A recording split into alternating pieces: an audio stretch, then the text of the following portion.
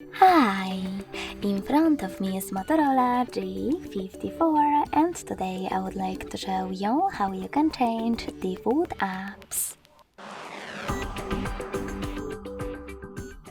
Begin by going into Play Store and downloading your new defaults. I already did that, so I can go into Devices settings right away.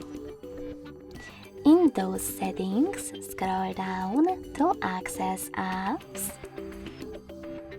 Then click on Default Apps and click on one of those options, in my case, Browser app. Lastly, to apply your new downloaded one, just click on it.